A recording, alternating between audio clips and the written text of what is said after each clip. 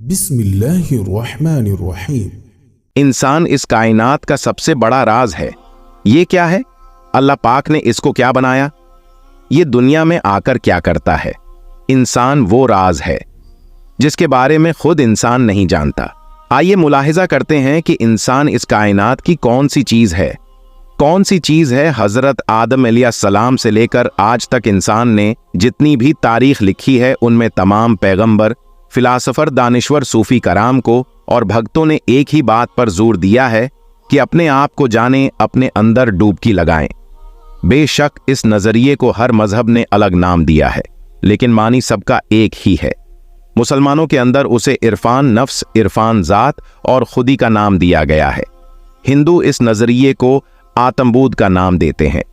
قدیم یونان کے فلاسفرز نے اسے نودائش سلف کہا ہے۔ بدھ مت میں اس نظریے کو قیام کہا جاتا ہے۔ کچھ دانشوروں نے اسے اویئرنس اور ایلیمنٹ کا نام دیا ہے۔ اس بات سے ایک چیز تو واضح ہو جاتی ہے کہ یہ نظریہ انسان کی زندگی میں انتہائی اہمیت کا حامل ہے، اور جن کو بھی عرفان نصیب ہوا انہوں نے بھی اس پر انتہائی زور دیا ہے۔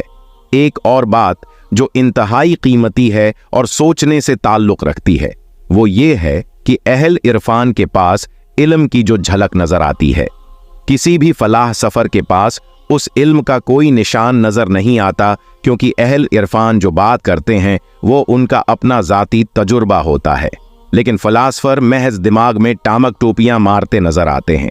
دماغ سے ہم صرف وہی سوچ سکتے ہیں جو پہلے سے ہماری یاداشت کا حصہ ہو۔ دماغ اس قابل نہیں کہ وہ انجان اور نامعلوم کے بارے میں سوچ سکے۔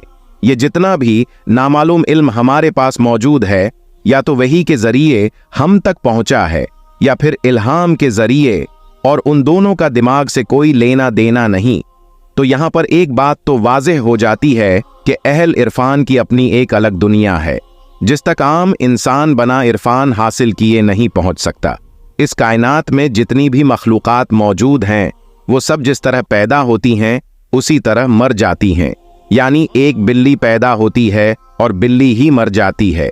ایک گائے گائے کی طرح پیدا ہوتی ہے اور گائے کی طرح مر جاتی ہے۔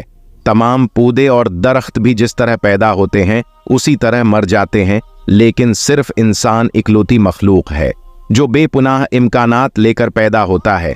انسان کچھ بھی ہو سکتا ہے۔ یہ ہٹلر، اسٹالن، ہلاکو خان، چنگیز خان اور سکندر بھی ہو سکتا ہے، اور یہ رومی بستہ میں سلطان باہو گنج شکر اور قلندر بھی ہو سکتا ہے۔ یہ گرے تو اسفل سافلین میں جا گرتا ہے اور اٹھ جائے تو احسن تقویم کا درجہ پا لیتا ہے۔ انسان ایک بیج کی طرح ہے، یہ ایک تناور درخت بھی ہو سکتا ہے، اور یہ محض بیج رہ کر ہی اس دنیا سے رخصت ہو سکتا ہے۔ اللہ تعالیٰ نے اس کے بارے میں قرآن مجید میں کئی جگہ پر ذکر کیا ہے۔ کبھی انسان کو سب سے اشرف کہا ہے، کبھی انسان کو جانوروں سے بھی بدتر کہا ہے، کبھی انسان کو ذلیل کہا ہے، کبھی انسان کو بھولا اور کم ہمت کہا ہے، کبھی انسان کو لا علم کہا ہے، کبھی انسان کو احسن تقویم کہا ہے، اور کبھی اسفل ساحلین کہا ہے۔ قرآن کے علاوہ تمام صوفیوں کی زندگی بھی ایسے واقعات سے بھری پڑی ہے کہ کبھی کوئی زاہد بھٹک اگر بے راہ روی کا شکار ہو جاتا ہے، کوئی بھٹکا ہوا برائی میں لتھڑا ہوا سنبھل کر ولی اللہ بن جاتا ہے۔ اسی لیے تو کسی صوفی نے کیا خوبصورت بات کی ہے، بہکا تو بہت بہکا، سنبھلا تو ولی ٹھہرا۔ اس خاک کے پتیلے کا ہر رنگ نرالا ہے۔ انسان اس کائنات کا عظیم ترین راز ہے، لیکن بہت کم انسان ایسے ہوتے ہیں جو کہیں اور جانے کے بجائے اس راز کی کھوج لگاتے ہیں، کیونکہ انسان اکیلا اس دنیا میں آیا ہے اور اکیلے ہی اس دنیا سے روانہ ہو جائے گا، اور پھر اسے اپنے وجود سے ہی پالا پڑے گا۔ لیکن اگر وہ اپنے آپ کو جانتا ہی نہیں ہوگا تو وہ اپنی اس نادانی پر آنسو بہائے گا، اور باہر انسان جتنا بھی پھٹک لے، جتنے بھی جتن کر لے، کہیں پر پہنچنا نہیں ہوتا۔ ایک خالی پن اور ایک بے سکونی مسلسل انسان کو چبھو کے مارتی رہتی ہے، اور انسان خود کو نامکمل محسوس کرتا رہتا ہے۔ لیکن وہ اس قابلیت کو پورا کرنے کے لیے مادی چیزوں کا سہارا لیتا رہتا ہے، اور اسے لگتا ہے کہ مادی چیزوں کو اکٹھا کر لینے سے شاید وہ کچھ پورا ہو جائے گا، لیکن ہر بار اس کا یہ بھرم سیراب ثابت ہوتا ہے۔ سکندر نے بھی اسی دوڑ میں آدھی دنیا فتح کر لی، لیکن جب موت آئے تو اس کی آنکھوں میں